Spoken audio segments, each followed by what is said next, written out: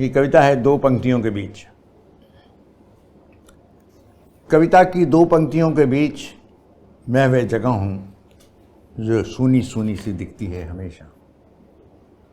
यहीं कवि की अदृश्य परछाई घूमती रहती है अक्सर। मैं कवि के ब्रह्मांड की एक गुप्त आकाश गंगा हूँ।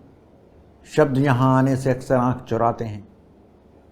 हड़बड़ी में छूट गई कोई सहायक क्रिया या कोई शब्द कभी कभार उठंगा सा आकर बैठ जाता है किसी किनारे पर। अनुस्वार और कुछ मात्राएं झांकती रहती हैं मेरी परिधियों से। शब्दों से छन छन कर गिरती हैं यहाँ कई ध्वनियाँ।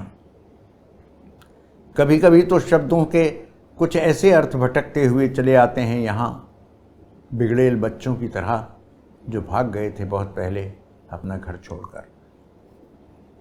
जैसी दिखती हूँ उतनी अकंपित, उतनी निर्विकार सी जगह नहीं हूँ।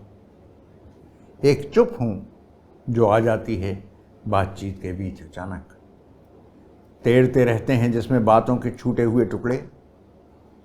कई चोर गलियाँ निकलती हैं मेरी गलियों से जो ले जा सकती हैं सबसे छिपा कर रखी कवि की एक अज्ञात दुनिया तक। बेहद के इस अरण्य में कुलांचे मारती रहती हैं कितनी ही अनजान सी छवियाँ। शब्दों की ऊंची आड़ के बीच में खुला आसमान हूँ। कवि के मंसूबों के उकाब जहाँ भरते हैं लंबी उड़ान। अदृश्य की आड़ के पीछे छिपी हैं यहाँ कुछ ऐसी सुरंगें जो अपने गुप्त रास्तों से शब्दों की जन्म कथा तक ले जाती हैं। यहाँ आने से पहले अपने जूते बाहर उतार कर आना। यहाँ आने से पहले अपने जूते बाहर उतार कर आना कि तुम्हारे पैरों की कोई आवाज़ ना हो। एक जरा सी बाहरी आवाज़ नष्ट कर देगी मेरे पूरे जादुई तिलिस्म को। ये एक कविता है दो पंक्तियों के बीच जो संग्रह था। और एक्चुअली जैसा कि हम लोग अक्सर महसूस करते हैं जब आप टेक्स्ट को देखते हैं तो आप पाते हैं कि दो पंक्तियों के बीच एक खाली जगह होती है। हिंदी की इबारत ऐसी लिखी जाती है कि जिसमें मात्राएं ऊपर निकलती हैं या नीचे की तरफ आती हैं। ऊ की मात्रा नीचे आती है तो ए की मात्रा ऊपर जाती है।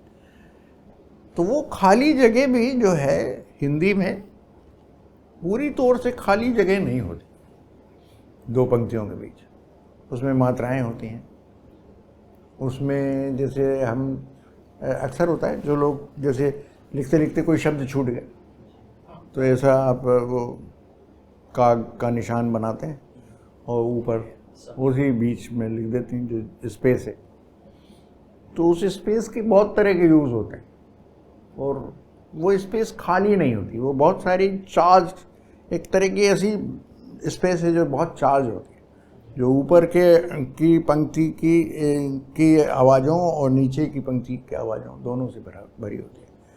तो यही कहीं एक विचार था कि उसको देखना, टेक्स्ट को देखते हुए क्या ख्याल आपके दिमाग में आते हैं। तो वो दो पंक्तियों के बीच, और इसी से फिर वो शीर्षक यानी मेरे जो संग्रह का शीर्षक भी इसी से बना, जिसके लिए साहित्य अकेडमी 2002 का मिला, जिसे बाद में 2016 में हम लोगों ने वापस किया।